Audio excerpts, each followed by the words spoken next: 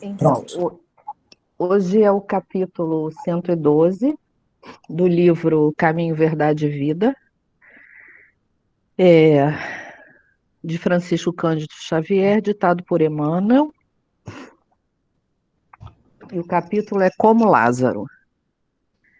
E o defunto saiu, tendo as mãos e os pés ligados com faixas e o seu rosto envolto num lenço. Disse-lhe Jesus: Desligai-o e deixai-o ir. Está em João, no capítulo 11, versículo 44. O regresso de Lázaro à vida ativa representa grandioso símbolo para todos os trabalhadores da terra. Os criminosos arrependidos, os pecadores que se voltam para o bem, os que trincaram o cristal da consciência, entendem a maravilha característica do verbo recomeçar. Lázaro não podia ser feliz tão só por revestir-se novamente da carne perecível, mas sim pela possibilidade de reiniciar a experiência humana com valores novos. E na faina evolutiva, cada vez que o espírito alcança do Mestre Divino a oportunidade de regressar à Terra, ei-lo desenfaixado dos laços vigorosos, exonerado da angústia, do remorso, do medo. A sensação do túmulo de impressões em que se encontrava era venda forte a cobrir-lhe o rosto. Jesus, compadecido, exclamou para o mundo: Desligai-o, deixai-o ir.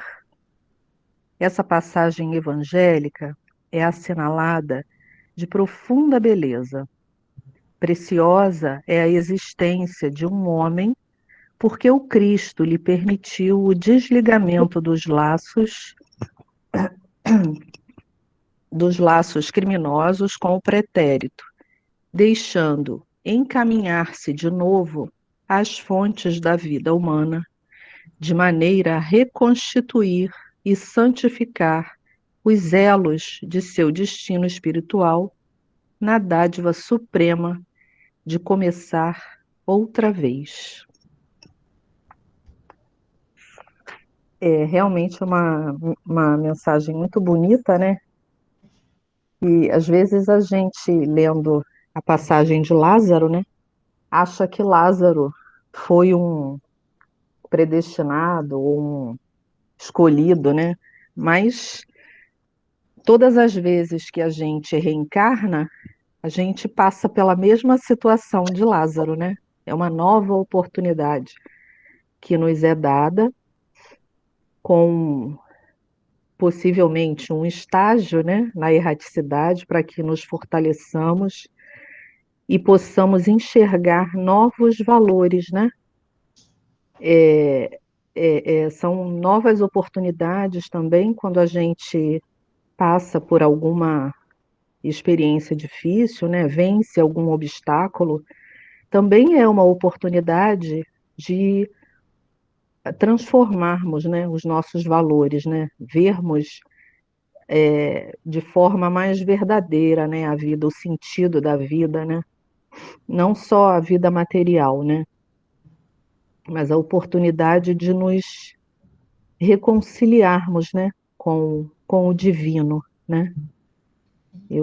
É uma mensagem que possivelmente dá para fazer uma palestra sobre ela, né? Mas eu acho que o principal é isso, é a oportunidade de nos retemperarmos e aproveitarmos melhor as oportunidades que nos são dadas. Muito obrigada. Muito obrigada. Então, vamos agora nos preparar para a prece. Vamos pensar naquelas pessoas que nós gostaríamos de beneficiar com a prece. Pensar assim, eu sempre falo isso, né? Com convicção, com a certeza de que elas serão atendidas de acordo com as suas necessidades, né? Vamos, então, envolver o nosso país, o nosso querido Brasil, a pátria do Evangelho, né? Está precisando muito mesmo das nossas vibrações. Então, vamos orar. Querido Mestre Jesus, nós estamos aqui, Senhor, esse grupo de amigos, de irmãos, prontos para o trabalho, prontos para o aprendizado, esperando, Senhor, que tenhamos a oportunidade, Senhor, de permitir que penetre em nosso coração e nossa mente essas lições que chegam. Nós agradecemos profundamente, Senhor, porque estamos num momento difícil em que estamos cercados de muita dor, de muitas dificuldades. E por isso, Senhor, é que juntos, como amigos, como irmãos, nós rogamos ao seu coração amoroso a sua proteção, o seu amparo, a sua ajuda para este planeta, Senhor, para o nosso planeta, nossa Terra, que todos sejam amparados. E sabemos, temos certeza, que passamos por essa dor, por essa provação, por necessidade, porque isso é para o nosso aprendizado, é para o nosso crescimento. Mas pedimos, Senhor, dê-nos força para suportar todas essas dores, todas essas dificuldades. E pedimos também, Senhor, que sejamos úteis, que possamos colaborar, levando palavras de consolo, de esperança aos corações sofridos. Muito obrigada, Jesus querido. Que a sua paz se espalhe, se estenda por toda a nossa pátria, que ampare a todos aqueles que estão em sofrimento, que estão desencarnando, seus familiares. Pedimos por todos os profissionais de saúde, pelos trabalhadores dos hospitais, por todos aqueles que estão dando a sua contribuição, que estão lutando bravamente contra este mal. Muito obrigada, Senhor. Nós rogamos também, mais uma vez, Mestre amado, o seu amparo e a sua inspiração para o Marcelo, que vai fazer o estudo da noite de hoje. Obrigada, Mestre querido. Graças a Deus. Tá bom, Marcelo. Você tem a palavra, tá? Obrigado, Vera. Vocês estão conseguindo me ouvir bem? Estou usando o áudio do celular, que eu vou fazer o compartilhamento aqui pelo computador.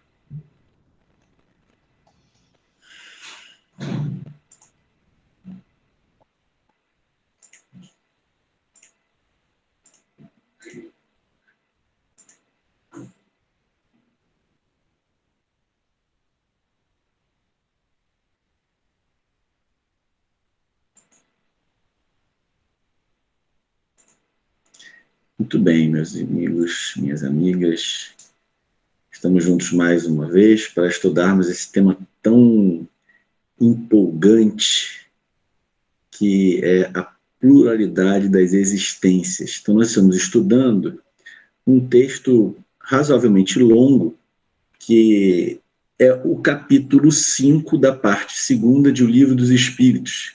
Então, esse texto, chamado Considerações sobre a Pluralidade das Existências, está indicado lá como questão 222, é um texto que vem imediatamente após o capítulo aonde são arroladas as questões acerca da pluralidade das existências, né? Kardec faz uma sucessão de perguntas, os espíritos vão respondendo.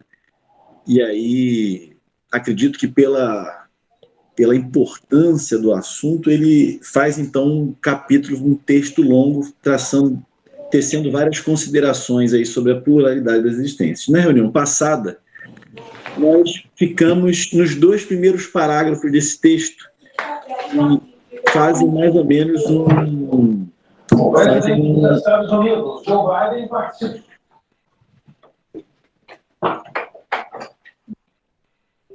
Cleusa, seu som desligou. Oi. Tá bom. Então, nesses 2 primeiros parágrafos que eu apresentei na semana passada, Kardec faz um breve histórico sobre a ideia, nossa relação com essa ideia da reencarnação. E eu dei uma enriquecida nesse histórico, me apoiando no texto do Gabriel Delany, no livro A Reencarnação. No primeiro capítulo desse livro, ele faz também um histórico, acrescenta um pouquinho de informação, e peguei também lá um pedacinho do A Caminho da Luz. Hoje, nós vamos estudar uma parte um pouco maior desse texto, Considerações sobre a Pluralidade das Existências, e aí, se der tempo, eu gostaria muito que desse, porque tem uma história, acho que vocês conhecem a história, uma história bem conhecida do livro Ação e Reação, que é aquela Débito Aliviado, uma história muito bonita, e que me parece se enquadra perfeitamente bem com o estudo que a gente vai fazer hoje. Então, se a leitura do texto e os comentários deixarem ainda um tempo no final, eu vou tentar contar, então, essa história, estabelecendo relação entre ela e as ideias de reencarnação que a gente vai estudar. Bom, então, o Livro dos Espíritos, vamos lá. Então, Kardec continua assim, o item, para quem quiser acompanhar aí pelo livro, Então, o item 200, que seria questão 200, não é exatamente uma questão, não é uma pergunta, mas ele coloca no lado 222, capítulo 5 da segunda parte. Então, esse é o terceiro parágrafo do texto. Eu vou acompanhar por aqui, porque eu fiz umas anotações. Bom, examinemos de outro ponto de vista a matéria e, abstraindo de qualquer intervenção dos espíritos, deixemos-los de lado por enquanto. Suponhamos que esta teoria nada tenha que ver com eles. Suponhamos mesmo que jamais se haja cogitado de espíritos. Coloquemo-nos momentaneamente num terreno neutro, admitindo o mesmo grau de probabilidade para ambas as hipóteses, isto é, a da pluralidade e a da unicidade das existências corpóreas, e vejamos para que lado a razão e o nosso próprio interesse nos farão pender. Bom, esse slide já dá o roteiro do que vai ser todo o resto do nosso estudo. Então, em primeiro lugar, por que o Kardec diz aí, abstraindo de qualquer intervenção dos espíritos? Então, eu entendi isso da seguinte maneira. A doutrina espírita, em particular, e as religiões em geral, são fruto de revelações. Mesmo que a reencarnação não tivesse sido revelada, vamos analisar o assunto do ponto de vista da razão e de nosso interesse.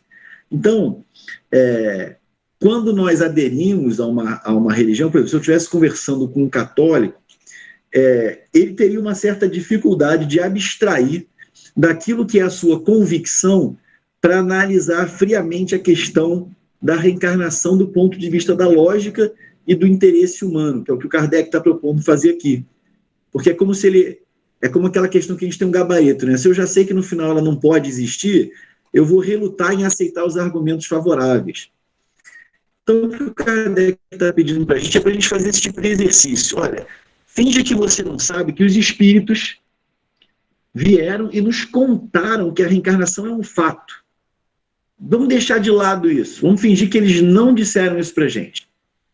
Vamos imaginar que nós temos duas possibilidades. Ou nós temos muitas existências materiais, que seria a reencarnação, a hipótese da reencarnação, ou uma única existência material. E vamos comparar essas duas teorias, essas duas possibilidades, a partir do nosso interesse, daquilo que atende aos nossos anseios, às nossas necessidades, e a partir da lógica, a partir da razão. Então, quando ele fala em razão, ele diz o que é mais lógico, o que faz mais sentido, o que é mais racional. E quando ele coloca nosso próprio interesse, eu entendo que é o que melhor atende às nossas necessidades, o que é melhor para nós. Tudo bem? Então, esse é o nosso ponto de partida. E todo o texto que eu selecionei para hoje vai desenvolver esses dois tópicos. Ou seja, Kardec vai fazer uma análise da reencarnação abstraindo o fato de ela ter sido revelada pelos espíritos e pensando apenas que teoria serviria melhor aos interesses da humanidade e qual a que se coaduna melhor com os fatos, qual a mais racional, a mais razoável, a mais lógica. É isso. Então, esse é o nosso plano de voo para hoje. Muitos repelem a ideia da reencarnação pelo só motivo de ela não lhes convir. Dizem que uma existência já lhes chega de sobra e que, portanto, não desejariam recomeçar outra semelhante. No caso de muita gente, isso é compreensível, porque nós vivemos num mundo onde há ainda muito sofrimento. Então, natural que, para aquele que acredita que há um futuro, e esse futuro pode ser melhor, o retorno a esse mundo de provas e expiações pode não parecer tão convidativo. De alguns sabemos que saltam em fúria, só com o pensarem que tenham de voltar à Terra. Perguntar-lhes-emos apenas se imaginam que Deus lhes pediu o parecer ou consultou os gostos para regular o universo. Uma de duas, ou a reencarnação existe, ou não existe. Se existe, nada importa que os contrarie.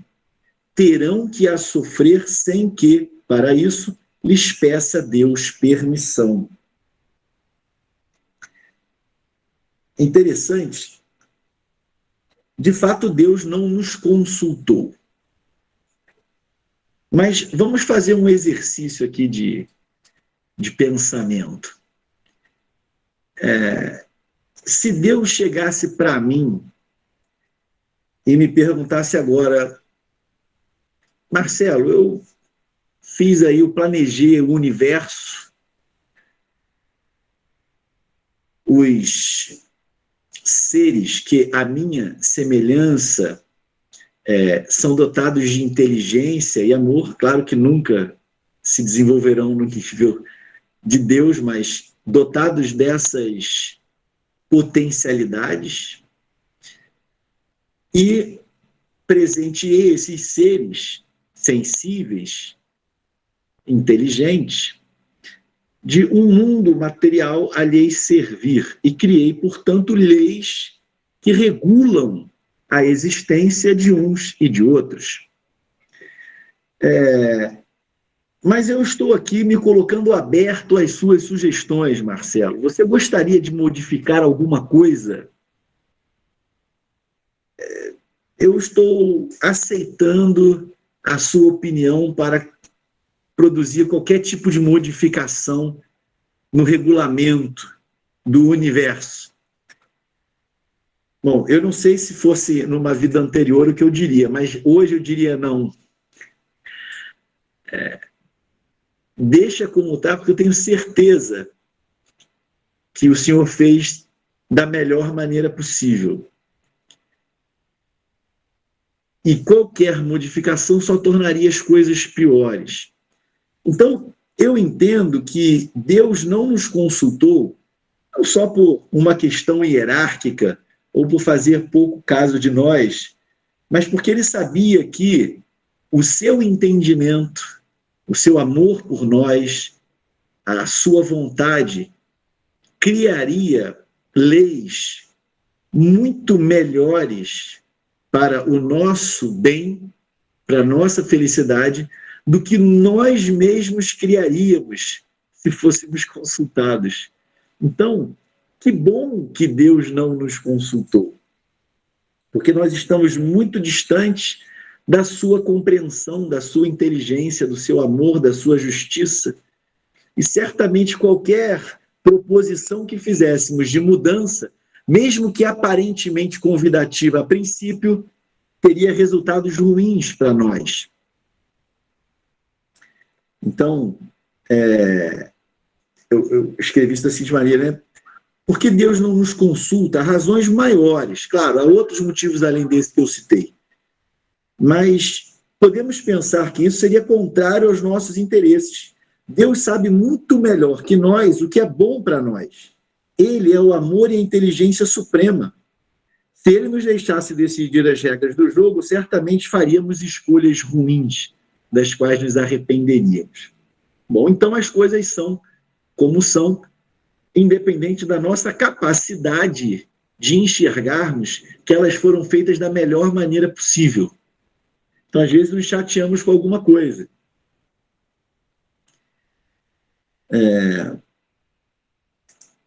Bom, mas vamos seguir um pouquinho adiante. Afiguram-se-nos os que assim falam, um doente a dizer: sofri hoje bastante, não quero sofrer mais amanhã. Qualquer que seja o seu mau humor, não terá por isso que sofrer menos no dia seguinte, nem nos que se sucederem, até que se ache curado. Conseguintemente, se os que de tal maneira se externam tiverem que viver de novo corporalmente, tornarão a viver, reencarnarão. Nada lhes adiantará rebelarem-se, quais crianças que não querem ir para o colégio ou condenados para a prisão. Passarão pelo que têm de passar.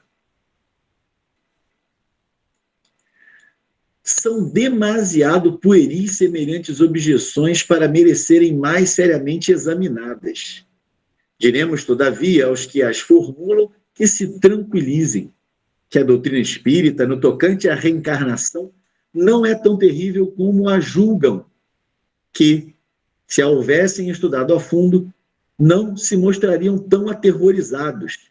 Saberiam que deles dependem as condições da nova existência, que será feliz ou desgraçada, conforme ao que tiverem feito neste mundo, que desde agora poderão elevar-se tão alto que a recaída no lodaçal não lhes seja mais de temer. Ora, é muito bom acompanhar o raciocínio do Kardec. Então, ele faz duas analogias aqui no slide anterior, né? Primeiro, compara esse, que pretende acreditar que a reencarnação não existe, com o, no seu ver, forte argumento de que isso não lhe convém. Como se Deus fosse consultar a opinião de cada um para fazer um universo adequado aos seus desejos particulares. Então, ele compara esse homem ao doente que diz: olha, não, já estou cansado de sofrer, amanhã eu não vou sofrer. Como se isso fosse suficiente para que ele não sofresse. E é interessante, porque, de certo modo, somos almas enfermas, que nos rebelamos contra as leis que atuam no sentido da nossa corrigenda. Mas isso só porque nós não entendemos ainda que é através dessa corrigenda que nós construímos aquilo que nós, de fato, queremos, que é a felicidade. Então, enquanto nós acreditamos que a felicidade pode vir através de facilidade, Deus liberando o nosso caminho das dificuldades, nos dando condições vantajosas materialmente, nos dando um corpo saudável, nos dando beleza física, nos dando dinheiro, nos dando poder, nos dando fama, nos dando pessoas que nos tratem bem, afastando de nós os inimigos, derrubando aqueles que nos querem prejudicar. Nós acreditamos que com isso é possível ser feliz. Bom, eu imagino que a situação de um desses seja bastante confortável, mas acontece que nós somos espíritos que têm necessidades. Então, mesmo que a vida, na sua integralidade, nos sorrisse, se nós não desenvolvêssemos em nós as potencialidades com que Deus nos muniu, sendo o resumo de todas elas o amor, nós nos sentiríamos vazios, porque essas coisas podem nos dar sossego, podem nos dar algum conforto e até alguma satisfação momentânea, mas não atende às necessidades profundas da alma. Então, uma vida sempre confortável, sem problemas, em que tudo corresse às mil maravilhas, em que tudo sorrisse para nós, é uma vida que não nos inclinaria ao nosso desenvolvimento. Então, uma vida que poderia, durante um tempo, ser confortável, mas a longo prazo nos traria tédio, incompletude, nós sentiríamos aquela sensação de vazio. Pessoas ali querendo nos agradar, nos amando, querendo... E você olha para as pessoas, mas se você não tem o amor dentro de você, você não se sente... Nada atende essa sua sede, essa sua necessidade. Foi isso que Madalena descobriu, e por isso foi conversar com Jesus. E ele faz uma proposta, então, que a permite encontrar um caminho para esse amor do qual ela tinha sede. Ora, nós somos feitos exatamente da mesma substância que Madalena. Então, essa necessidade que ela descobriu em si é a necessidade de todos nós. Apesar de que alguns de nós procuramos abafar isso, pensar, não deve ser isso, e ficamos nos agarrando a outras coisas que ainda nos seduzem. Mas, então, essas situações de adversidade que a vida material nos oferece são os estímulos que Deus nos oferece ao desenvolvimento das nossas virtudes, das nossas potencialidades. E a consequência desse desenvolvimento é o nosso encontro conosco mesmos, é a nossa plenitude, né? É a nossa realização pessoal. Bom, mas um outro ponto que ele aborda aqui, ele fala então do doente, né? Eu achei uma analogia, ele faz duas analogias com doente, crianças num colégio condenados numa prisão, e as duas são significativas para a nossa condição, né? De certo modo, essas analogias se casam bem com o estado em que nós nos encontramos. Mas ele, no próximo slide, que eu já li, ele apresenta, então, a visão espírita. Ele diz, olha, a minha leitura do que ele diz aqui, né, a doutrina espírita no tocante à reencarnação não é tão terrível como a julgam, que se a houvessem estudado a fundo não se mostrariam tão aterrorizados, ou seja, essa repulsão que algumas pessoas têm à ideia da reencarnação, e me parece que isso decresce, porque eu já tenho encontrado até católicos que têm dito que acreditam em reencarnação, e a doutrina católica é francamente contrária à reencarnação, né? Mas há católicos que já aceitam, e não é de hoje, aceitam a ideia da reencarnação. E acho que Kardec vai arrolar motivos aqui que nos vão ajudar a entender por que essas pessoas aceitam a reencarnação, mesmo comungando de uma doutrina que a nega. Mas então, ao que me parece, Kardec está dizendo que muito da rejeição que se opõe à reencarnação é desconhecimento dos seus termos. Se nós compreendêssemos a função que a reencarnação tem na nossa existência, nós abençoaríamos essa ideia, né? Nós acharíamos sensacional Deus ter tido essa ideia de nos dar a oportunidade da reencarnação, né? Muito ao contrário de um castigo, né? Muito ao contrário de ser um castigo, a reencarnação é estímulo para o nosso crescimento, né?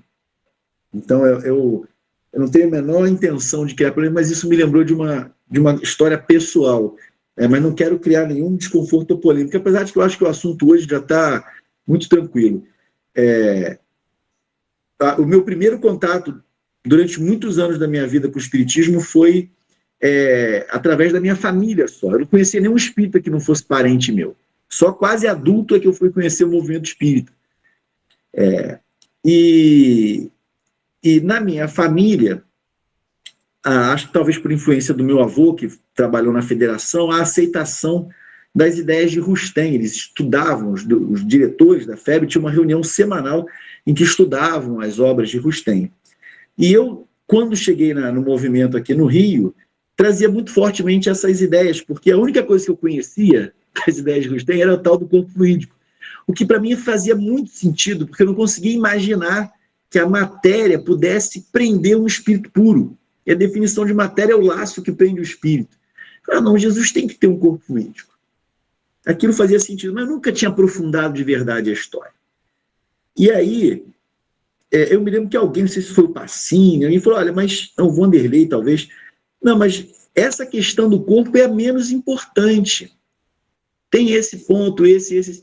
E lá, uma das coisas é que era para a gente ter uma única encarnação. A segunda já é castigo.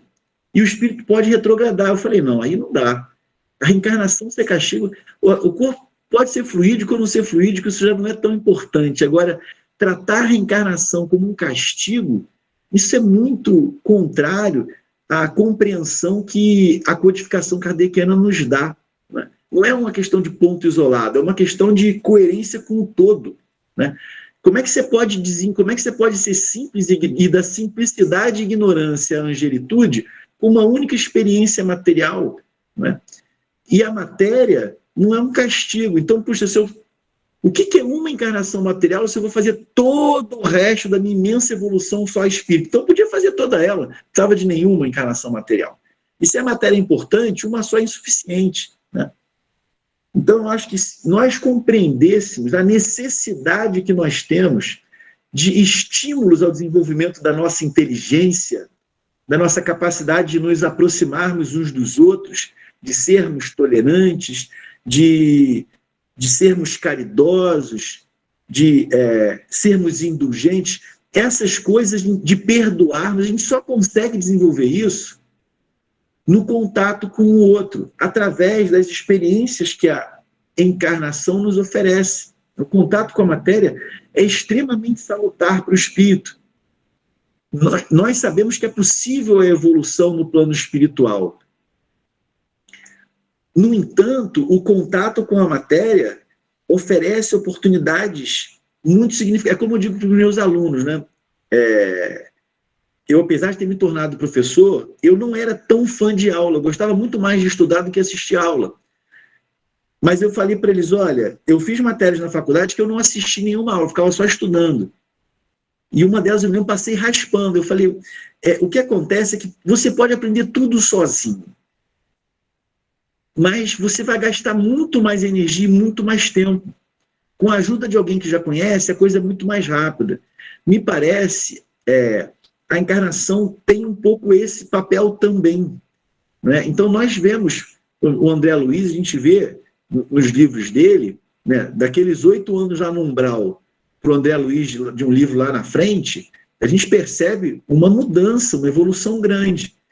Mas o lugar onde ele vai colocar à prova essas coisas todas é aqui. Né? E a gente sabe que as dificuldades que a vida material oferece são um estímulo para o desenvolvimento das nossas potencialidades. Então, nós devemos bem dizer a oportunidade da reencarnação. Eu acho que é isso que Kardec está dizendo. As pessoas não têm ideia do bem que a reencarnação faz para nós, e por isso repelem a ideia. Mas se estudassem conscienciosamente, sem preconceitos, veriam que é uma ideia sensacional. Não há uma maneira melhor de nós construirmos a nossa felicidade que não através dessa construção que a reencarnação nos oferece. Bom, mas vamos seguir um pouco mais adiante. Então,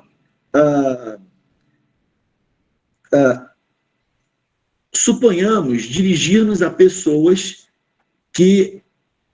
Não, aqui, agora eu fiquei na dúvida, porque aqui está... No papel está supomos, e ali está suponhamos. Eu acho que é supomos. Dirigir-nos a pessoas que acreditam num futuro depois da morte, e não aos que criam para si a perspectiva do nada.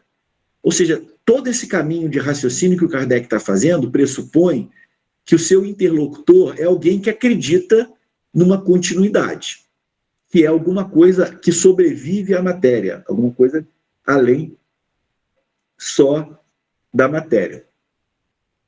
Marcelo, no livro é supomos mesmo. Supomos. Eu estou vendo aqui no papel supomos, ali ficou errado. Supomos dirigir... Obrigado, Sônia. Eu fiquei na dúvida que está conflitando aqui. Supomos dirigirmos a pessoas que acreditam num futuro depois da morte e não aos que criam para si a perspectiva do nada ou pretendem que suas almas se vão afogar num todo universal onde perdem a individualidade, como os pingos da chuva no oceano, o que vem a dar quase no mesmo. Então, todo mundo que está fazendo o EJA aqui reconheceu essas ideias que nós estudamos isso há pouquíssimo tempo lá no Céu e Inferno. Né? Como é bom estar fazendo o EJA. Ora, pois, se credes num futuro qualquer, certo não admitis que ele seja idêntico para todos. Porquanto, de outro modo, qual a utilidade do bem? Por que haveria o homem de constranger-se? Porque deixaria de satisfazer a todas as suas paixões, a todos os seus desejos, embora à custa de outrem, uma vez que por isso não ficaria sendo melhor nem pior. Então, o Kardec está colocando é que não faz nenhum sentido que nós tenhamos a vida de acordo com aquilo que a gente quer fazer, não estabelecemos nenhum limite para os nossos desejos, mesmo que isso imponha sofrimento a outrem, e no final conquistamos um futuro tão bom quanto o daqueles que se impõem limites pensando no benefício dos outros. Isso não teria nenhum sentido. Então, como é que a humanidade caminharia para um estado melhor? Como a sociedade poderia progredir se as pessoas todas estivessem imbuídas da ideia de que, independente do modo como elas se comportem aqui, elas podem se salvar e conquistar uma felicidade futura? Isso é um desestímulo a que nós façamos esforços. Nós precisamos da dificuldade. Eu me lembro muito de um professor na universidade, um professor que foi muito bacana, ele era muito próximo dos alunos, e ele se lamentando, dizendo, poxa, a gente ia lá, poxa, mas parece que eu sou o que mais trabalho. Ele que sabia a matéria, dava aula da matéria, e ele falou, mas eu faço mais exercício que vocês, mais questão que vocês é que tinham que estar estudando para aprender. Mas o que acontece? Ele dava quantas provas a gente precisasse para passar. Ora, faculdade de física é bem difícil. Aí o outro lá é durão. Tem essas duas provas. Passou bem, não passou, já era. Aí o outro, eu te dou uma, te dou duas, te dou três. Qual é a matéria que eu vou estudar? É a que está apertando. Eu sei que a outra depois eu me safo, mas o que está me apertando agora eu vou dar conta, porque eu sei que não vou ter outra chance. Né? Então, mesmo que a pessoa tenha algumas inclinações boas assim, mas aí chega lá e ela pensa, não, mas esse defeitozinho aqui não tem problema não, isso... não, tá bom, eu vou melhorar isso aqui, mas no final eu vou chegar lá mesmo, então tudo bem, né? Afinal de contas, todo mundo é humano, todo mundo tem as suas dificuldades, ninguém é perfeito. Né? Então, eu vou ficar muito mais condescendente se eu sei que mesmo preservando algumas dificuldades, um futuro feliz está garantido. Né? É uma ideia bastante diferente da que o Espiritismo nos oferece. Ele diz assim, olha, você tem esse defeito aí, esse defeito chama sofrimento. Você tem essa virtude traz coisa boa, mas aquele defeito ali está chamando sofrimento. Não quer mais o sofrimento? Resolve esse defeito. Enquanto ele estiver aí, algum sofrimento vai estar associado. É justo. Eu não ganho nem mais, nem menos, quer dizer, eu não vou colher nem mais, nem menos do que eu plantar. O que eu planto, eu colho. Isso é muito justo, isso faz muito sentido. Bom, então, credes, ao contrário, que esse futuro será mais ou menos ditoso ou inditoso conforme ao que houverdes feito durante a vida, e então desejais que seja tão afortunado quanto possível, visto que há de durar pela eternidade, não? Mas, porventura, teríeis a pretensão de ser dos homens mais perfeitos que hajam existido na Terra, e, pois, com direito a alcançardes de um salto a suprema felicidade dos eleitos? Quer dizer, eu já entendi que justo é que a gente colha o que a gente planta. Então, eu estou plantando umas dificuldades aqui, uns vícios, e aí vou querer colher só felicidade? Não faz sentido. Até porque se Deus fizesse as coisas assim, ele estaria nos desestimulando a nos emendarmos, a construirmos uma sociedade melhor. Então, nós já concordamos quanto a isso. O justo é colher nem mais nem menos do que você plantou. Então, meu amigo, dá uma olhada aí para a tua plantação, como é que está. O que você tem plantado? Bom, você não está na pior das situações, isso é certo. Você já fez alguns avanços. Mas vamos combinar que tem muito espírito bem melhor que você. E você não vai esperar conquistar a mesma felicidade deles de um salto, não é? Não.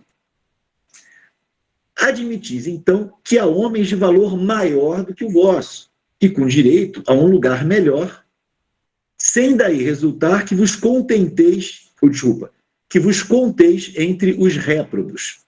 Tudo bem, nossa situação não é das piores, mas a gente também está longe do topo. Pois bem, colocai-vos mentalmente por um instante nessa situação intermédia, que será a vossa, como acabastes de reconhecer, e imaginai que alguém vos venha dizer: sofreis, não sois tão felizes quanto poderíeis ser, ao passo que diante de vós estão seres que gozam de completa ventura. Quereis mudar na deles a vossa posição? Certamente respondereis: que devemos fazer? Quase nada. Recomeçar o trabalho mal executado e executá-lo melhor. Hesitarias em aceitar, ainda que, é isso mesmo, poder, é essa palavra? De muitas existências de provações? Sim. Façamos outra comparação mais prosaica. A Sônia é a minha consultora aqui. Eu ficar na dúvida, ela confere o texto para mim. É porque eu estou com o livro aqui. Não, está ótimo, estou gostando disso. Façamos outra comparação mais prosaica. Figuremos que há um homem que, sem ter deixado a miséria extrema, sofre, no entanto, privações por escassez de recursos. Viessem dizer, quer dizer, que há um homem, né? Viessem dizer: aqui está uma riqueza imensa de que podes gozar. Para isso, só é necessário que trabalhes arduamente durante 1 minuto.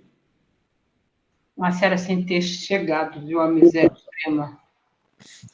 Como? Sem ter chegado à miséria extrema. Sem ter... aqui está muito...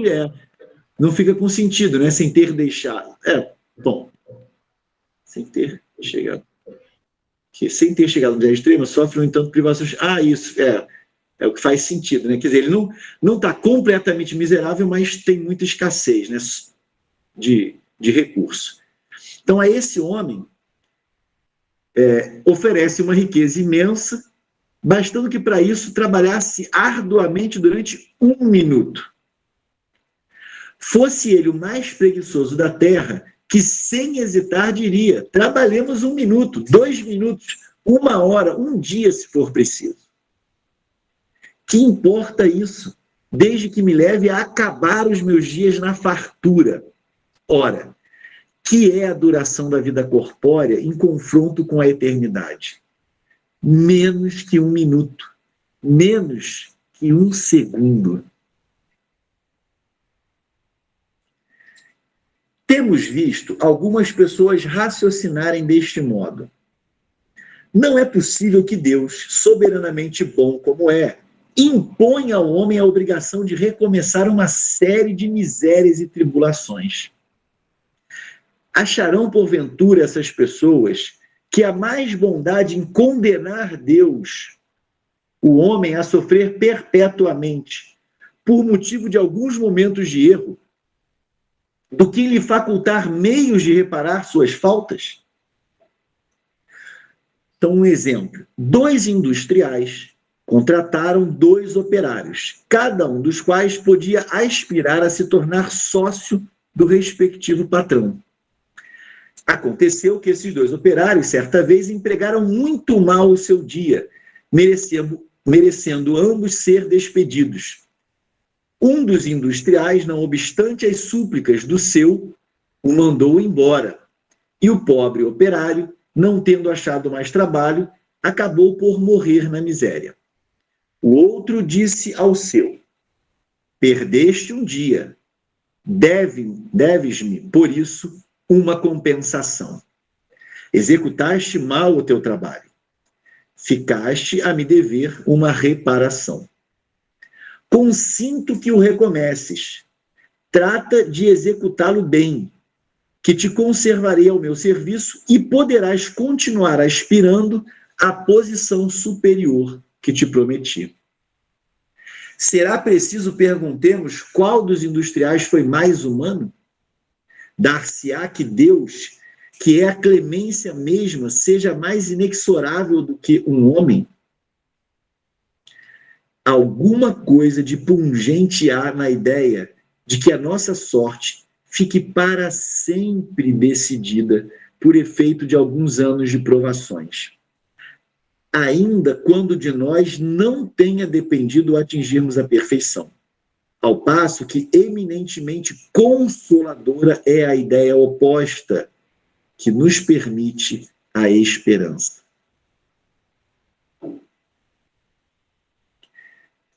Assim, sem nos pronunciarmos pró ou contra a pluralidade das existências, sem preferirmos uma hipótese à outra, declaramos que, se aos homens fosse dado escolher, ninguém quereria o julgamento sem apelação.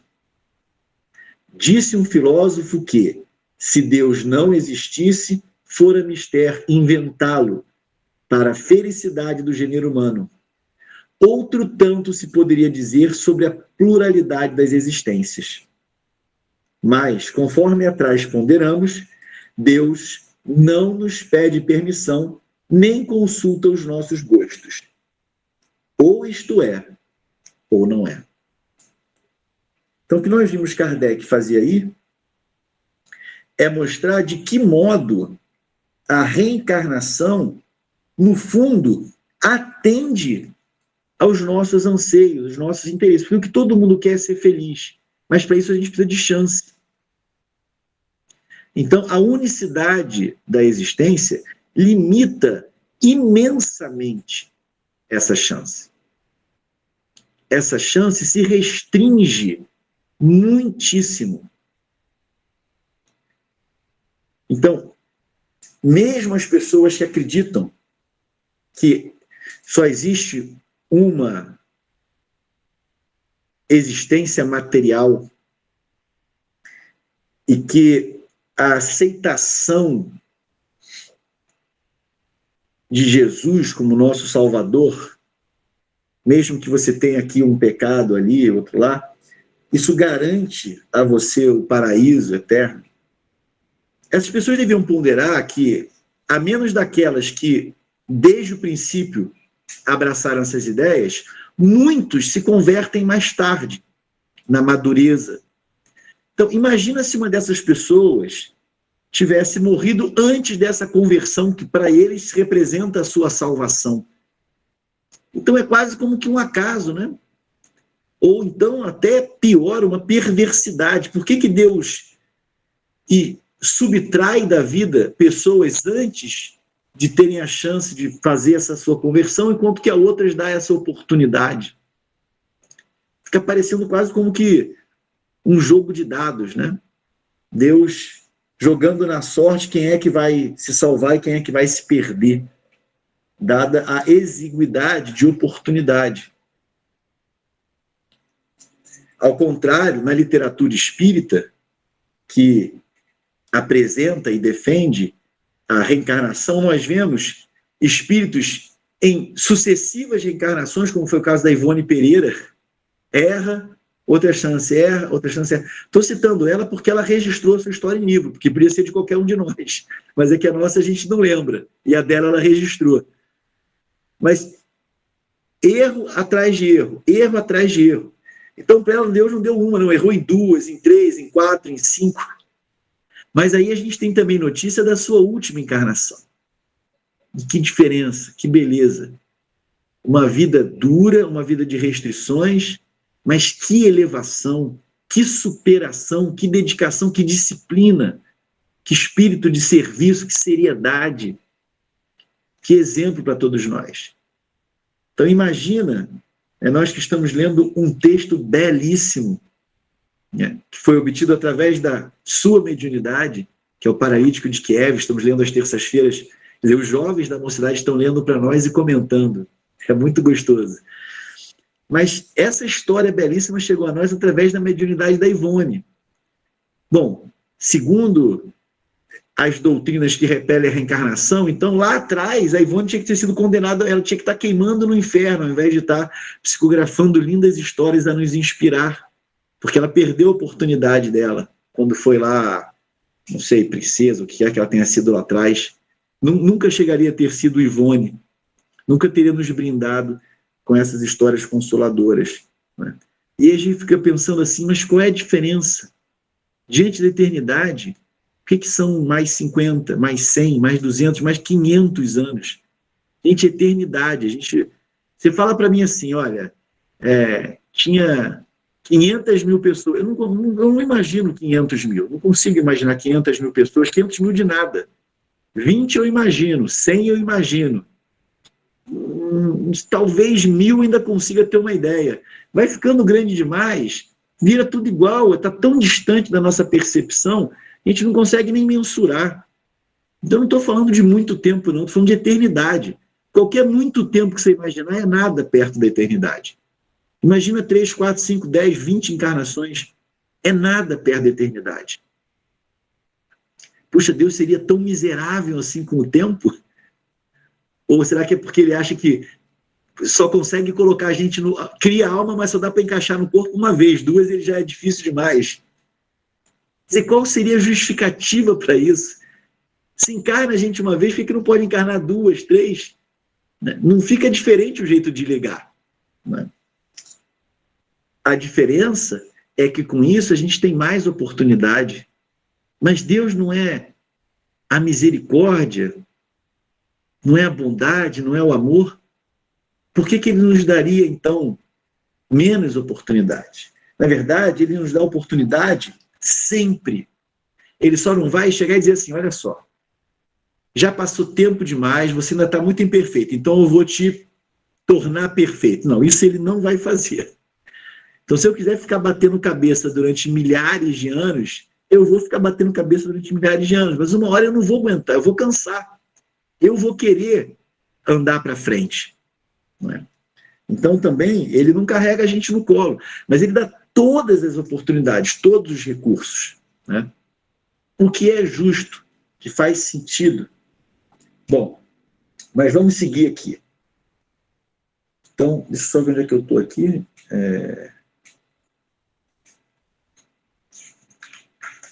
Opa, já virei.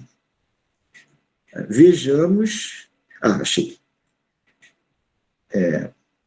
Vejamos de que lado estão as probabilidades e encaremos de outro ponto de vista. Então, agora o Kardec vai dar uma mudada. Até agora, a gente estava... Lembra que lá no início da reunião eu disse que aquele primeiro slide meio que faz o plano da sequência. Kardec diz, olha, vamos fingir que a gente não sabe que os espíritos revelaram que a reencarnação é um fato e vamos analisá-la sob 2 pontos de vista. O do nosso interesse, aquilo que atende aos nossos anseios, e do ponto de vista da razão. Então, até agora, ele mostrou de que maneira a reencarnação está mais em acordo com os nossos anseios, com as nossas necessidades, com o nosso interesse, que é de construirmos a nossa felicidade. Então, se eu sou alguém que quer ser feliz, existir reencarnação me atende muito mais do que se eu tivesse uma única vida para garantir isso. Agora, ele vai abordar o outro ponto, que é do ponto de vista da razão, da lógica. Então, se não há reencarnação... desculpa, vou repetir aqui. Vejamos de que lado estão as probabilidades e encaremos de outro ponto de vista o assunto, unicamente como estudo filosófico, sempre abstraindo do ensino dos espíritos. Então, vai começar ele a argumentação. Se não há reencarnação, só há, evidentemente, uma existência corporal. Se a nossa atual existência corpórea é única, a alma de cada homem foi criada por ocasião do seu nascimento, a menos que se admita a anterioridade da alma, caso em que se caberia perguntar o que era ela antes do nascimento, e se o estado em que se achava não constituía uma existência sob forma qualquer. Não há meio termo. Ou a alma existia, ou não existia antes do corpo. Se existia, qual a sua situação? Tinha ou não consciência de si mesma? Se não tinha, é quase como se não existisse. Se tinha individualidade, era progressiva ou estacionária? Num e no outro caso, a que grau chegara ao tomar o corpo? Admitindo, de acordo com a crença vulgar, que a alma nasce com o corpo, ou o que vem a ser o mesmo, que, antes de encarnar, só dispõe de faculdades negativas, perguntamos. Primeiro, por que mostra a alma aptidões tão diversas e independentes das ideias que a educação lhe fez adquirir? Segundo, de onde vem a aptidão extranormal que muitas crianças em tenridade revelam para esta ou aquela arte, para esta ou aquela ciência, enquanto outras se conservam inferiores ou medíocres durante a vida toda? Então, eu já ouvi gente dizendo, esse pessoal que faz vídeo, música e tal, sujeito já maduro, profissional, e dando dicas de estudo, né, de como é que você melhora, e dizendo assim, mas olha, não fica muito preocupado em ser o melhor não, porque pode ter certeza que o que quer que você faça, algum asiático de 7 anos faz melhor que você. E de fato é impressionante, a gente entra no YouTube, o que tem de... é piano, é violino, é tudo que você imaginar, crianças fazendo coisas e dizem, isso não é possível.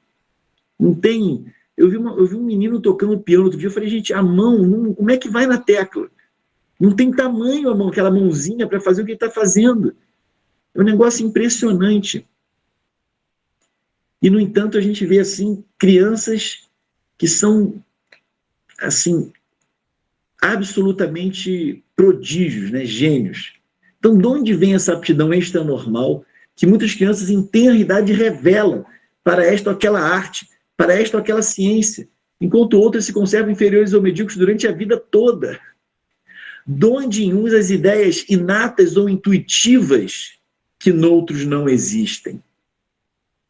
De onde em certas crianças, aqui não deve ser instituto, esse instinto precoce que revelam para os vícios ou para as virtudes, os sentimentos inatos de dignidade ou de baixeza, contrastando com o meio em que elas nasceram. Porque, abstraindo-se da educação, uns homens são mais adiantados do que outros? Porque há selvagens e homens civilizados? Se tomardes de um menino hotentote recém-nascido e o educardes nos nossos melhores liceus, fareis dele algum dia um Laplace ou um Newton? Bom, hoje a gente já não sabe dizer, mas o que a gente sabe é que nós observamos espíritos que estão mais próximos do início da jornada e outros que estão mais adiantados. Então, a comparação que eu gosto de fazer é quando você chega numa escola, você tem uma criança lá na educação infantil, né? Você tem aquelas crianças no Fundamental 1, Fundamental 2 já aproxima ali da pré-adolescência, tem os adolescentes no ensino médio. Então, se você pegar um menino que está lá no ensino médio, ele certamente está muito mais avançado do que uma criança que está começando lá o Fundamental 1. Mas estar mais adiantado não significa que ele seja um aluno melhor. Por exemplo, o menino do Fundamental 1 pode ser muito aplicado e ele está lá na frente e ser desleixado. Mas isso não muda o fato de que ele já fez o Fundamental 1 e o 2 e está no médio. Então, ele está mais adiantado, sim. Então, o que a gente sabe é que a Terra, ela já foi um mundo primitivo e que em algum momento nós recebemos espíritos que eram mais velhos do que os que estavam aqui, portanto haviam caminhado mais, mas eram espíritos que estavam renitentes em continuar a sua evolução moral. Então, eram espíritos decaídos, né? Espíritos que se dedicaram aos seus vícios, às suas imperfeições. No entanto, comparado com os espíritos que estavam encarnados aqui na Terra, eles estavam mais adiantados no processo evolutivo, apesar de decaídos, né? Então, nada impediria que um espírito aqui, primitivo, fizesse a sua evolução em linha reta, num caminho muito mais curto do que aquele que foi expulso lá de Capela e veio encarnar aqui. Mas isso ainda assim não muda o fato de que aquele espírito renitente, fazendo lá a segunda época, né, fazendo a sua recuperação aqui na Terra, estava mais adiantado no processo evolutivo do que o outro, que mesmo que muito aplicado, ainda estava no princípio. Então é isso que o Kardec está querendo colocar aqui, né? Se você pega um espírito que está ainda em etapas anteriores, não adianta colocar ele aqui no meio dos mais adiantados, que ele vai dar um salto, né? Ele precisa de percorrer um certo caminho. Bom, qual a filosofia ou a teosofia capaz de resolver estes problemas? É fora de dúvida que ou as almas são iguais ao nascerem, ou são desiguais. Se são iguais, por que entre elas tão grande diversidade de aptidões? Dir-se-á que isto depende do organismo. Mas então achamos-nos em presença da mais monstruosa e imoral das doutrinas. O homem seria simples máquina, joguete da matéria, deixaria de ter a responsabilidade de seus atos, pois que poderia atribuir tudo às suas imperfeições físicas. Se almas são desiguais, é que Deus as criou assim. E a gente também não pode aceitar isso. Nesse caso, porém, porque a inata superioridade concedida a alguns corresponderá a essa parcialidade à justiça de Deus e ao amor que ele consagra igualmente a todas as suas criaturas? A unicidade das existências coloca esse problema. Deus, que é a inteligência suprema, que nos ama tanto, dá para uns uma vida que favorece as escolhas corretas e para outros uma vida que tudo faz atrair ao mal. Mas as pessoas têm que chegar no mesmo ponto com essa única vida. Como coadunar isso com a ideia de justiça? Então Kardec diz: admitamos, ao contrário, uma série de progressivas existências anteriores para cada alma, e tudo se explica. Ao nascerem, trazem os homens a intuição do que aprenderam antes. São mais ou menos adiantados conforme o número de existências que contêm, conforme já estejam mais ou menos afastados do ponto de partida. Não é que contém, que contem, gente, desculpa. Conforme o número de existências que contêm, conforme já estejam mais ou menos afastados do ponto de partida. Dá-se aí exatamente o que se observa numa reunião de indivíduos de todas as idades. Kardec vai criar uma imagem agora muito interessante, onde cada um terá desenvolvimento proporcional ao número de anos que tenha vivido. As existências sucessivas serão para a vida da alma o que os anos são para a do corpo. Reunir, em certo dia, 1 milheiro de indivíduos de 1 a 80 anos. Suponde que um véu encubra todos os dias precedentes ao em que os reunistes, e que, em consequência, acreditais que todos nasceram na mesma ocasião. Perguntareis naturalmente, como é que uns são grandes e outros pequenos? Uns velhos e jovens outros, instruídos uns outros ainda ignorantes. Se, porém, dissipando-se a nuvem que lhes oculta o passado, vierdes a saber que todos hão vivido mais ou menos tempo, tudo se vos tornará explicado. Deus, em sua justiça, não pode ter criado almas desigualmente perfeitas. Com a pluralidade das existências, a desigualdade que notamos nada mais apresenta em oposição à mais rigorosa equidade. É que apenas vemos o presente e não o passado. A este raciocínio serve de base algum sistema? Alguma suposição gratuita? Não. Partimos de um fato patente, incontestável: a desigualdade das aptidões e do desenvolvimento intelectual e moral. E verificamos que nenhuma das teorias correntes o explica, ao passo que uma ou outra teoria lhe dá explicação simples, natural e lógica. Será racional preferir-se as que não explicam àquela que explica? Então, é muito interessante, porque você entra num recinto com pessoas de várias idades e você entende as diferenças físicas, né? Tamanho, né? Constituição, e as diferenças comportamentais a partir de anos de desenvolvimento e experiência. Mas imagina isso que o Kardec está propondo. Você entra e, de repente, apaga da nossa mente a possibilidade de dias anteriores, né? Então, você imagina que você e aquele bando de criaturas ali surgiu hoje, agora. Aí você fica olhando e qual o sentido de todas essas diferenças? O que pode ser a origem dessas diferenças todas? Mas aí, de repente, a sua memória retorna e você, não, peraí, isso aqui é uma criancinha, tem poucos anos de vida, isso aqui é um jovem, isso aqui é um senhor maduro, isso aqui é alguém maduro há mais tempo.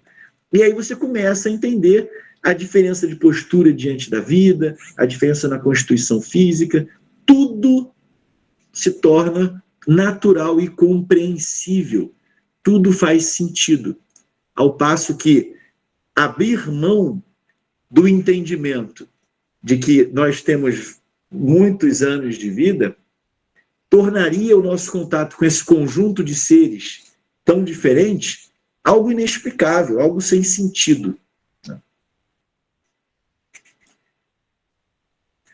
À vista da sexta interrogação acima, dirão naturalmente que o Hotentote é de raça inferior. Perguntaremos, então, se o Hotentote é ou não um homem. E aí, nós não teríamos tempo para isso, mas seria muito interessante que nós pudéssemos buscar quais eram as ideias correntes na sociedade daquela época. Estamos falando de 1857. Numa época em que, por exemplo, as pessoas acreditavam que era possível determinar a nossa tendência para o crime ou para a bondade a partir da medida do nosso crânio, da forma da nossa cabeça. Então, quando em alguns lugares do mundo ainda havia escravidão e discutia-se se o escravo tinha alma ou não. Então, Kardec naquela época perguntaremos então se o Hotentote é ou não um homem. Se é, por que a ele e a sua raça privou Deus dos privilégios concedidos à raça caucásica? Quer dizer, Kardec está propondo aqui, está defendendo uma igualdade. Se não é, por que tentar fazê-lo cristão? Né, que era o que os europeus estavam fazendo naquela época, né, colonizando muito sob a justificativa de...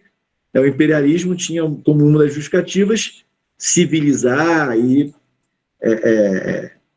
cristianizar o resto do mundo.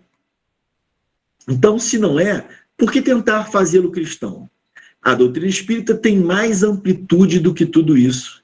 Segundo ela, não há muitas espécies de homens, há tão somente que os espíritos... há tão somente que os espíritos estão mais ou menos atrasados, porém, todos suscetíveis de progredir. Não é este princípio mais conforme à justiça de Deus? Então, homem é homem. Pode estar mais adiantado, pode estar mais atrasado, mas não tem categoria diferente, né? Raça diferente de ser humano. É ser humano. Bom, vimos de apreciar a alma com relação ao seu passado e ao seu presente. Se a considerarmos tendo em vista o seu futuro, esbarraremos nas mesmas dificuldades, mas isso será objeto da nossa próxima reunião. Então, nós vamos parar o texto do Kardec hoje por aqui. E eu, mesmo sabendo que a hora já está um pouquinho adiantada, ao contrário do que eu gostaria, que é ler o capítulo do Ação e Reação para vocês, eu vou ter que resumir com as minhas palavras, o que significa uma imensa perda, por isso eu estimulo a que vocês façam a leitura do capítulo Débito Aliviado do livro Ação e Reação do André Luiz. Mas por que eu achei que essa história se encaixa? Ainda tem uns 15 minutos. 15 minutos, tá bom.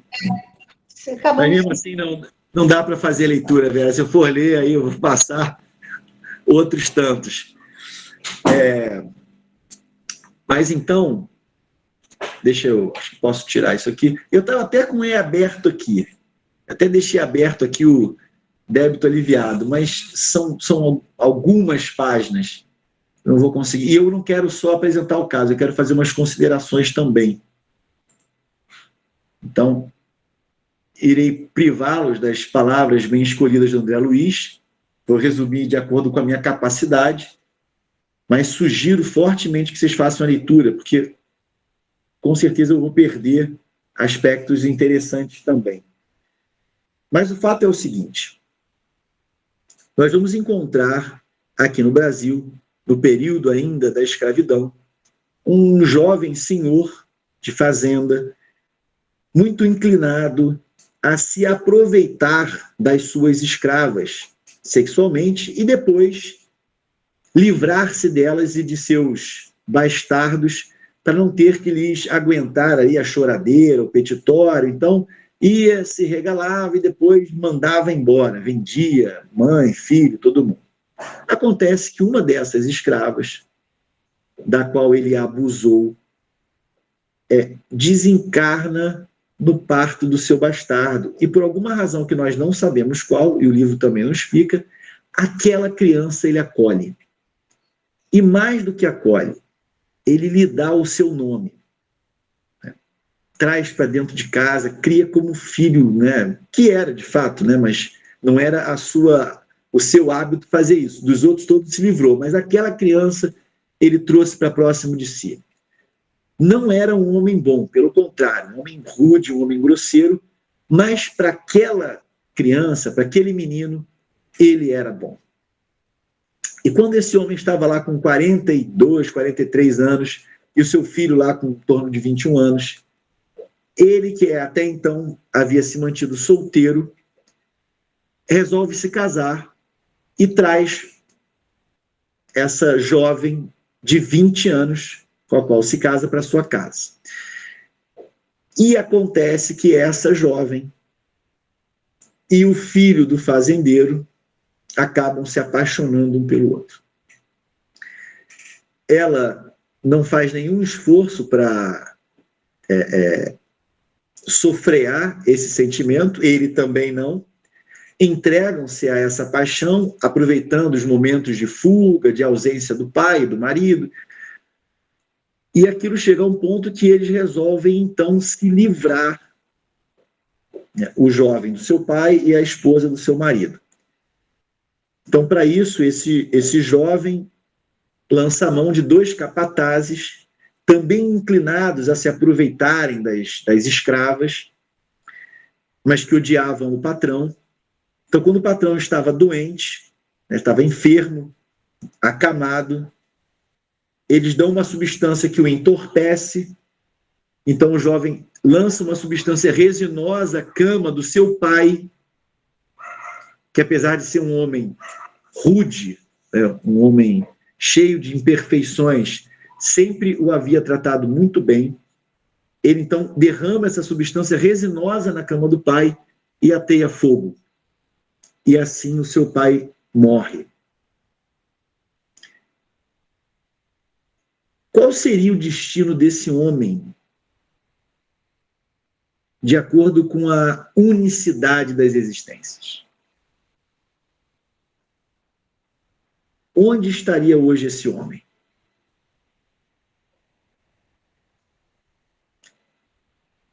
Que, apesar de ter por pai um homem que cometeu vários crimes perante as leis de Deus, quiçá também perante as leis humanas, havia sido sempre muito bom com ele. Então, tivesse cometido o assassinato de qualquer pessoa, e já seria muito ruim. Mas ele assassinou o seu próprio pai. E não num ato de desespero, porque o pai o torturava, o espancava, ou ameaçou a sua vida. Não, porque desejava a esposa do pai. Quis se livrar do pai para poder ficar com a esposa e os bens do pai. Esse foi o motivo. Bom, unicidade das existências. Onde nós deveríamos encontrar esse espírito, essa alma hoje? Onde essa alma estaria? Queimando num fogo, talvez de natureza diferente da que ele usou para matar o pai, mas ainda assim fogo. Queimando no fogo do inferno. Bom, mas vamos ver lá o que o André Luiz fala para a gente. Eu vou começar. Não resisto, vou começar. Mas com isso eu já eliminei uma boa parte do capítulo, tá? Eu contei uma coisa que está lá na frente. Então, olha só, o André Luiz diz assim, olha, em nossos estudos da lei de causa e efeito, não nos esqueceremos de Adelino Correia, o irmão da fraternidade pura. Na véspera de belo acontecimento que nos permitiremos narrar, visitamo-lo em companhia de Silas, que nos apresentou nas atividades de um templo espírita cristão. Ouvimos-lo em preciosos comentários do Evangelho sob o influxo de iluminados instrutores, dos quais assimilava as correntes mentais com a docilidade confiante de um homem profundamente habituado à oração. Quem está falando é o espírito desencarnado. É alguém que é difícil de enganar. Que a gente aqui faz carinha de santo, fecha o olhinho e tal, aparenta tranquilidade, quando às vezes o nosso espírito está agitado. Mas o espírito desencarnado lê o nosso interior. E quem está descrevendo o Adelino é o André Luiz, que estava desencarnado. Falara com maestria, arrancando-nos lágrimas pela emotividade com que nos tangia as fibras mais íntimas. Singelamente trajado, denotava a condição do trabalhador em experiências difíceis. Mas o estágio de prova que parecia enredar-se era mais amplo. Adelino revelava longa faixa de eczema na pele à mostra. Certa porção da cabeça, os ouvidos e muitos pontos da face exibiam placas vermelhas, sobre as quais se formavam diminutas vesículas de sangue, ao passo que as demais regiões da epiderme surgiam gretadas, evidenciando uma afecção cutânea largamente cronificada. Além disso, acanhado e tristonho, indicava tormentos ocultos a lhe dominarem a mente. Contudo, trazia nos olhos maravilhosamente lúcidos a marca da humildade. Vários amigos espirituais assistiam-no atentos.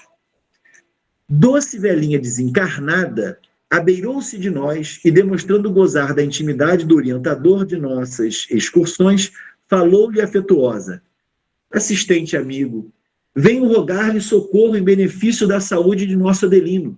Noto-o mais incomodado ultimamente pela dor das feridas não cicatrizadas. Sim, sim, respondeu Silas cordialmente. O caso dele merece de todos nós especial carinho. Porque pensa ele nas necessidades dos outros, sem refletir nas necessidades próprias, acrescentou a anciã comovida. O assessor de Druso prosseguiu com carinho. 2 de nossos médicos, eu acho que seja isso, o vêm assistindo atenciosamente, quando se encontra ausente do vaso físico por influência do sono, e afagando-lhe a cabeça. Esteja tranquila, Correia em breve estará plenamente restaurado. Os múltiplos serviços da casa desdobravam-se eficientes e Adelino, dentro deles, atraía-nos a atenção pela segurança espiritual com que se conduzia. Cercado pelas vibrações radiantes dos seus pensamentos, centralizados no santo objetivo do bem, afigurava-se-nos um companheiro vestido de luz. Alguns instantes após o afastamento da velhinha, apareceu-nos simpático rapaz, igualmente já desenfaixado da matéria física, que depois de saudar-nos, rogou reverente ao nosso orientador. Peço vênia para solicitar-lhe valioso obséquio. Fale sem receio. E o jovem, recém-chegado, explicou de olhos úmidos. Meu caro assistente, sei que o nosso Adelino vem atravessando certa crise financeira. Pelo muito que auxilia os outros, descura-se das suas próprias necessidades. Pelo amparo que ele oferece constantemente à minha pobre mãe encarnada, insisto no apoio de sua amizade para que seja favorecido. Ainda na semana passada, ouvindo as súplicas de minha genitora viúva, em grande penúria para atender ao tratamento de 2 dos meus manos enfermos, procurei-o em lágrimas, transmitindo-lhe apelos mentais para que nos protegesse e, sem qualquer vacilação, acreditando obedecer aos seus impulsos, visitou-nos a casa, entregando à minha sofredora mãezinha a importância de que necessitava. O meu assistente, meu assistente, rogo-lhe por amor a Jesus, não deixe em dificuldade quem tanto nos auxilia. Vocês já devem estar adivinhando, né? Quem que é esse Adelino que todo mundo pede por ele? Que o André Luiz diz que parece que está vestido de luz, que atrai tanta simpatia, que o próprio orientador disse que, né, que ele merecia aqui. O caso dele merece de todos nós especial carinho. Quem é esse homem tão bom, com a pele toda gretada de feridas, cuja esposa havia abandonado, cria sua filha, tem 2 filhinhos de criação, vive com a sua mãe, pensa sempre nos outros. Quem é esse homem? Esse foi aquele que matou o pai queimado na outra vida. O que a unicidade das existências teria feito? Teria mandado ele para o inferno, onde ele ia estar queimando até hoje, até a eternidade. Mas Deus não é muito mais inteligente que isso? Dando esse... É claro que eu dei um salto na história, tá, gente? Ele, depois que matou o pai, não conseguiu ser feliz, enlouqueceu, morreu num estado muito ruim. O pai estava esperando, o torturou durante 11 anos numa prisão no plano espiritual. Depois de muito sofrimento, ele foi atendido numa instituição onde ele foi tratado, começou a estudar, começou a trabalhar, se preparou. Mas, gente, que diferença. E eu não estou falando só a oportunidade que ele teve de se levantar, mas olha quanta gente foi beneficiada, porque esse homem não foi condenado ao inferno eterno. Ele teve uma outra oportunidade. E quanta gente ele está ajudando assim? Isso não é muito mais inteligente? Isso não é muito melhor?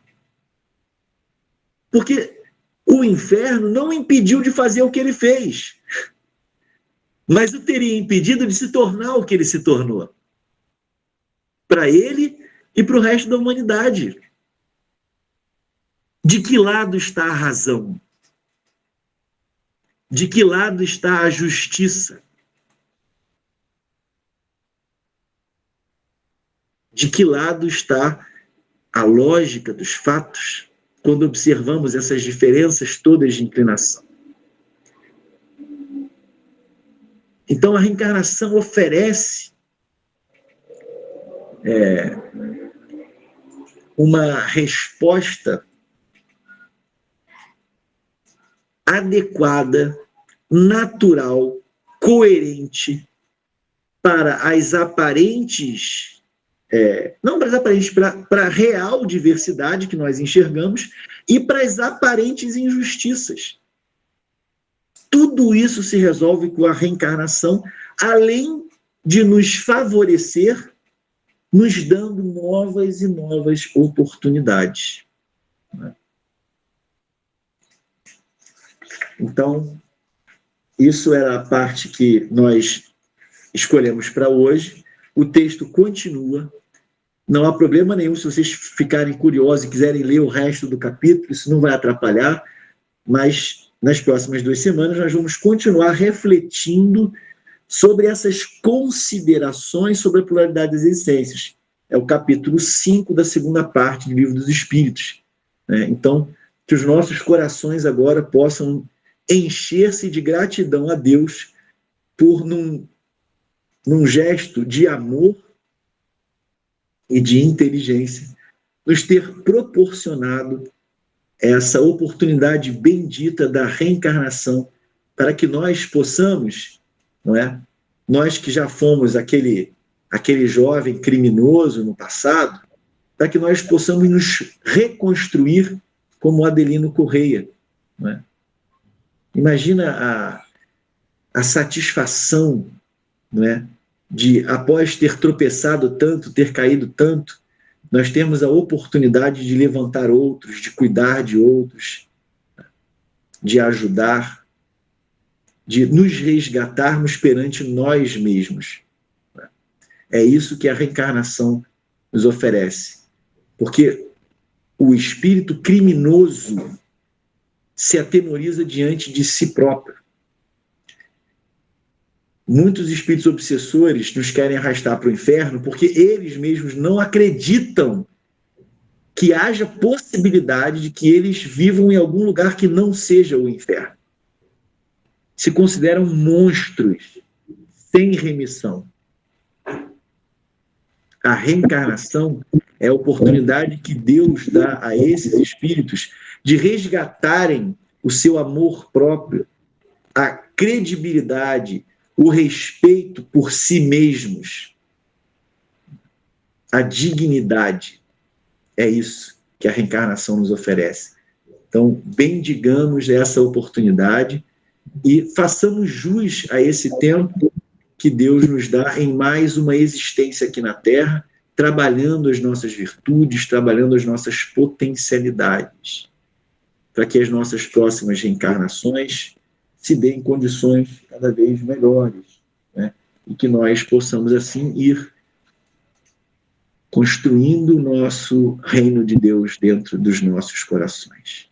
Então, que Jesus nos ampare, a todos nos abençoe, e eu retorno, então, a palavra para a Vera, para encerrar a nossa reunião de hoje.